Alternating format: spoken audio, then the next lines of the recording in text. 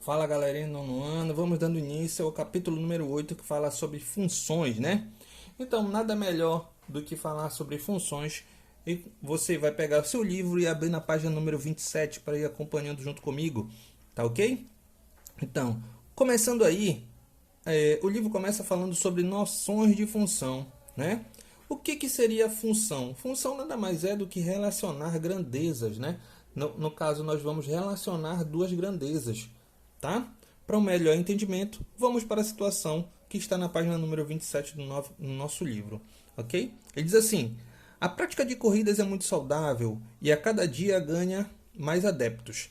Além de melhorar a condição cardiovascular, correr aumenta a resistência do corpo e queima calorias, o que auxilia no controle da massa corporal. No entanto, quem pratica esse esporte deve ser acompanhado por um profissional, que oriente o tempo e a velocidade de corrida, que deve ter cuidado com outras articulações do corpo para evitar lesões. Tá? Então, a prática de corrida é muito saudável, que você precisa, mas não é só correr, e sim você tem que ter um orientador, um profissional de educação física para lhe orientar melhor, né? Uma pessoa de 60 kg de massa que pratica corrida com uma velocidade de 9,6 km por hora gasta aproximadamente 10 quilocalorias por minuto de exercício. Nessas condições, observamos algumas grandezas relacionadas com o tempo, como tempo, quantidade de quilocalorias, velocidade e massa. Uma das relações que podemos obter envolvendo as grandezas, tempo e quantidade de calorias gastas. Então aí no caso, nós vamos relacionar a grandeza tempo com a grandeza quantidade de quilocalorias gastas, né? Então, quando eu estou relacionando duas grandezas, eu estou representando a forma de função, né? Estou representando na forma de uma função, ok? Que vai ser representada a partir da tabela abaixo. Na tabela a seguir estão registradas as quantidades de quilocalorias gastas de acordo com o tempo de exercício. Então aí nós temos tempo de corrida, minutos, né?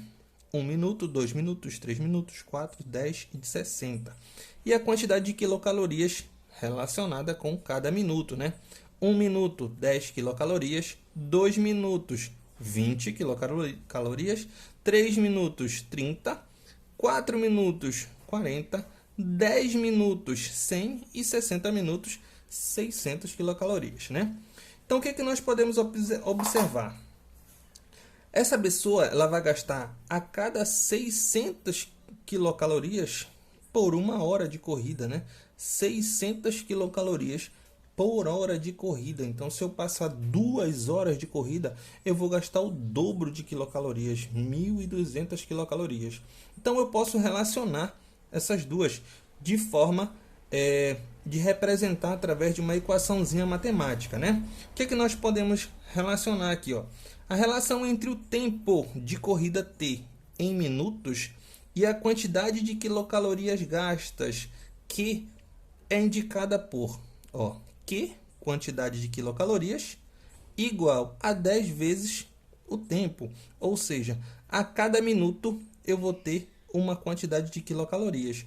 10 vezes 1 dá 10. 10 vezes 2 dá 20. 10 vezes 3, 30. 10 vezes 4, 40. 10 vezes 10, 100. E assim por diante, né? Então, a quantidade de quilocalorias ela é representada através desta equaçãozinha matemática, tá? Onde aqui, ó, a quantidade de quilocalorias ela é indicada por termo independente, né? E esta, a grandeza tempo é uma grandeza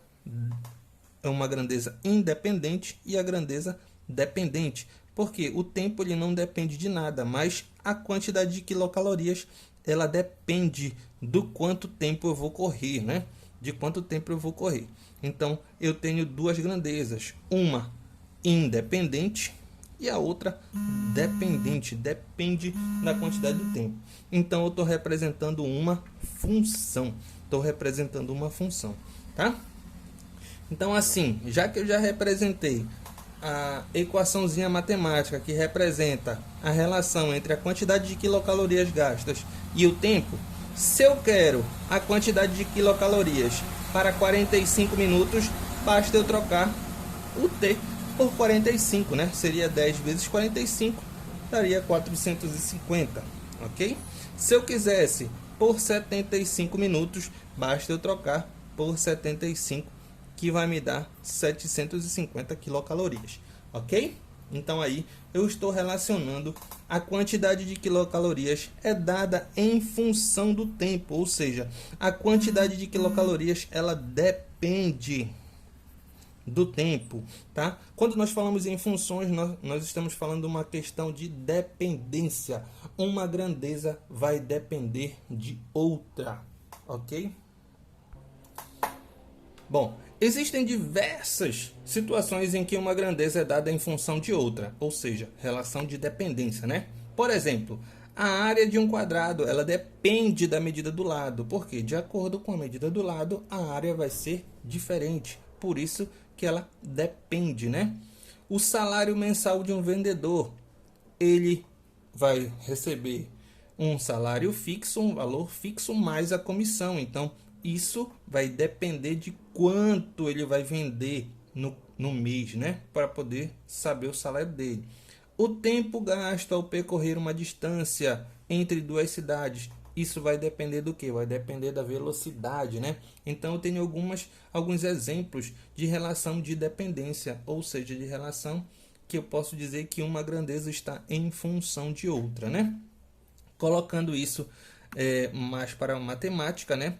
Duas grandezas representadas pelas variáveis x e y, onde relacionadas de modo que cada valor de x associada a um único valor de y, dizemos que y é dado em função, ou seja, y depende de x.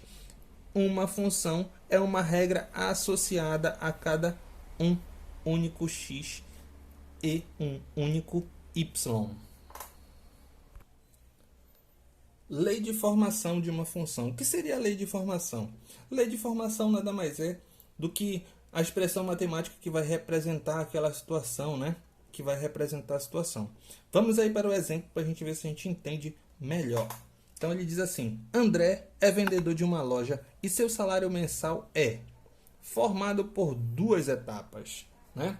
Então, no salário do André, uma parte é fixa de R$ 1.350 e uma parte variável que corresponde a 3% do total que ele vender. Então, o que é 3%? É 3 sobre 100, ou seja, 0,03, né? O que relaciona o salário mensal, Y, e o valor total de vendas, né?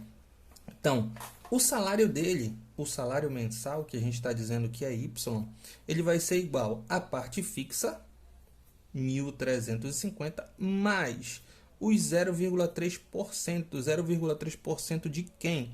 Do total de vendas, ou seja, 0,3 vezes o valor total de vendas, que a gente vai representar por X. Então, trocando essas palavras aqui pelas suas respectivas variáveis, né, letrinhas, nós temos o seguinte: o valor mensal é Y igual a 1.350 mais 0,03x, onde o x é o valor total de vendas, né? O valor total de vendas. Então, essa expressãozinha aqui matemática que está relacionando o salário mensal e o valor total de vendas de um determinado funcionário é chamado de lei da função. Chamado de lei da função. Agora vamos tentar entender o que diz essa lei da função, né? O salário ele depende do valor das vendas. Por quê? Se ele vender R$100, ele vai receber um salário. Se ele vender R$200, ele vai receber outro salário. Então, o salário ele vai depender de quanto ele vai vender, né? Então, o que nós podemos dizer? Nós podemos dizer? Que o X, que é o total de vendas, ela é um termo variável, né?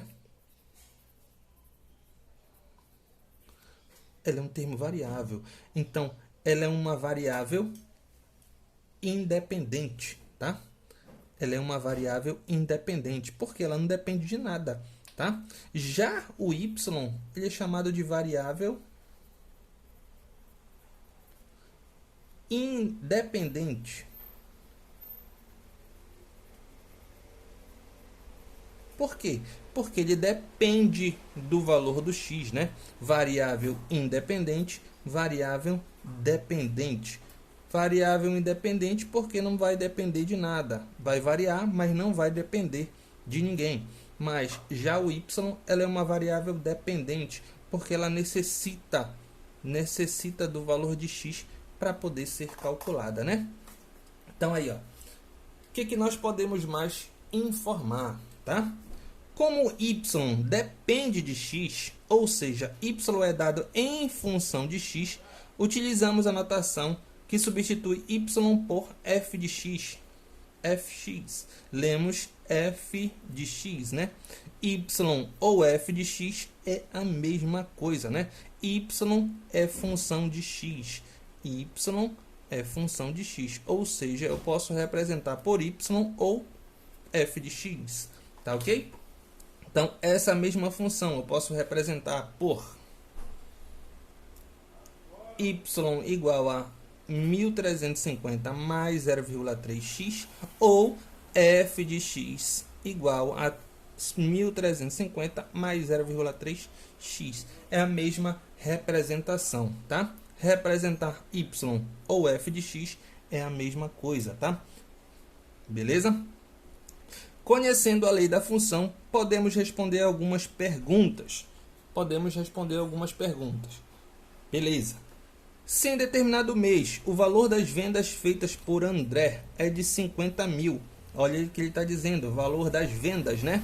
Se é o valor das vendas, quem está representando as vendas, né? O x, valor das vendas, x. Então, aqui ele está me dando o valor de x. Basta só eu trocar, né? Então, ó, f de 50 mil, já que aqui, ó, né, f de x, f de 50 mil, igual 1.350 mais 0,03 vezes 50 mil, ok? Só multiplicar e somar depois. Então, o f de 50 mil vai dar 2.850, ou seja, quando ele vender 50 mil, ele vai receber R$ 2.850. Beleza? R$ 2.850.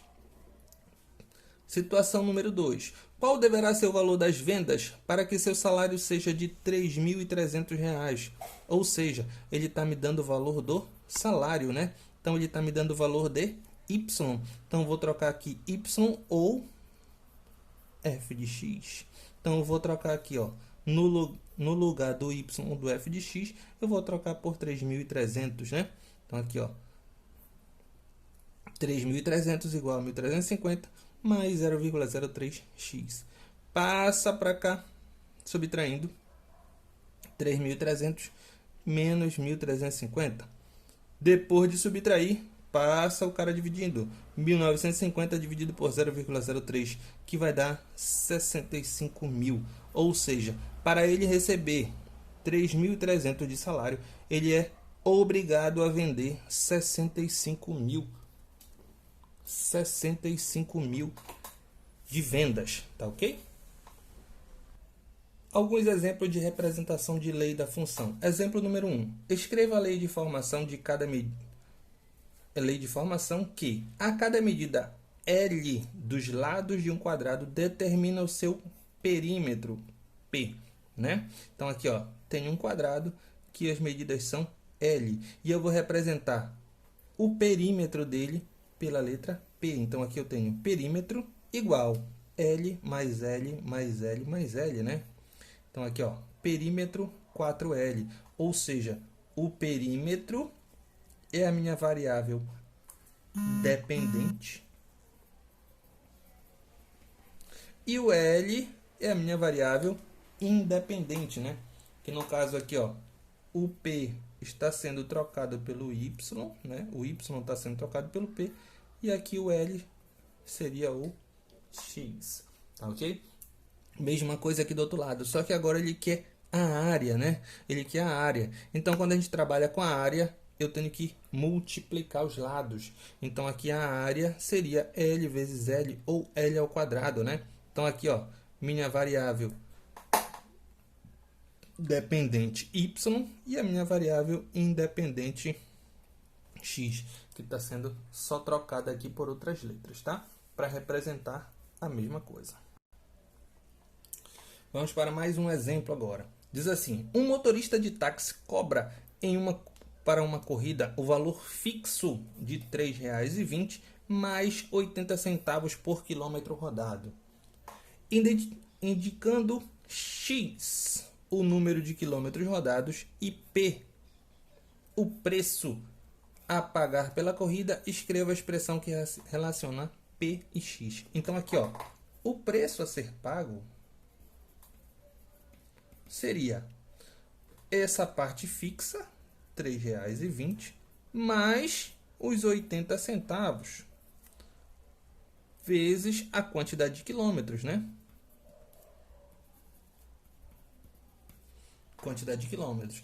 Que ele diz o seguinte: o preço é representado pela letra P e a quantidade de quilômetros é representada por X. Então, eu tenho aqui 3,20 mais 0,80 vezes X.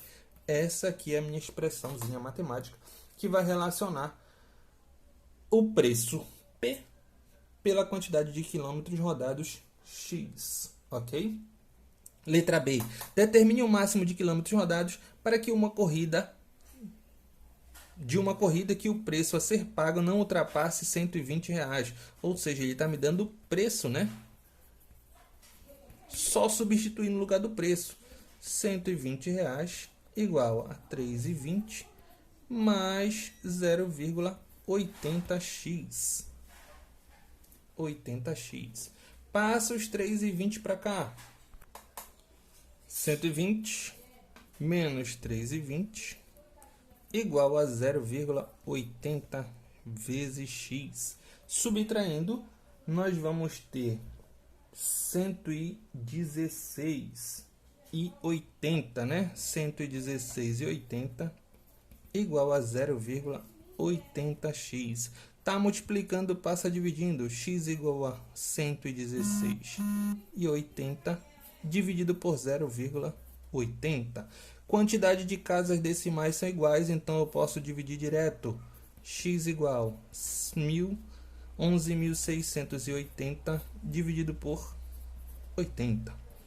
X igual a 146 quilômetros, né? Então, para que não ultrapasse de R$ 120, eu não posso ultrapassar 146 quilômetros na minha corrida, tá? Isso seria um outro exemplo.